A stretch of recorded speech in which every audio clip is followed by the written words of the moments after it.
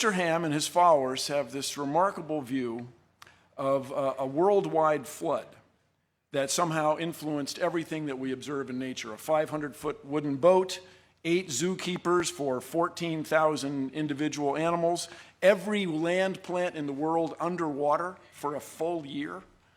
I ask us all, is that really reasonable? You'll hear a lot about the Grand Canyon, I imagine, also, which is a remarkable place, and it has fossils.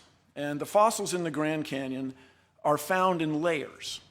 There is not a single place in the Grand Canyon where the fossils of one type of animal cross over into the fossils of another. In other words, when there was a big flood on the earth, you would expect drowning animals to swim up to a higher level.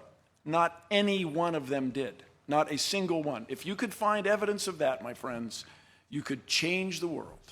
One of the extraordinary claims associated with Mr. Ham's worldview is that this giant boat, very large wooden ship, went aground safely on a mountain in the Middle East, what we now call the Middle East. And so places like Australia are populated then by animals who somehow managed to get from the Middle East all the way to Australia in the last 4,000 years. Now that to me is an extraordinary claim. We would expect then, somewhere between the Middle East and Australia, we would expect to find evidence of kangaroos. We would expect to find some fossils, some bones. In the last 4,000 years, somebody would have been hopping along there and died along the way, and we'd find them. And furthermore, there's a claim that there was a land bridge that allowed these animals to get from Asia all the way to the continent of Australia, and that land bridge has disappeared in the last 4,000 years. No navigator, no diver, no U.S. Navy submarine, no one's ever detected any evidence of this, let alone any fossils of kangaroos. So your expectation is not met. It doesn't seem to hold up. Another remarkable thing I'd like everybody to consider, inherent in this worldview, is that somehow Noah and his family were able to build a wooden ship that would house 14,000 individuals. There are 7,000 kinds, and there's a boy and a girl for each one of those. So it's about 14,008 people. And these people were unskilled. As far as anybody knows, they had never built a wooden ship before.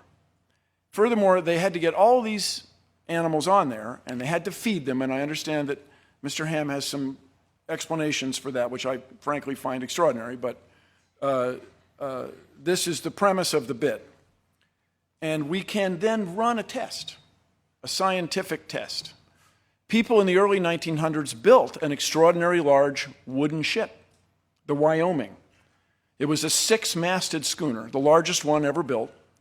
It had a motor on it for winching cables and stuff. But this boat had a great difficulty. It was not as big as the Titanic, but it was a very long ship. It would twist in the sea. It would twist this way, and this way. And in all that twisting, it leaked. It leaked like crazy. The crew could not keep the ship dry. And indeed, it eventually foundered and sank, loss of all 14 hands.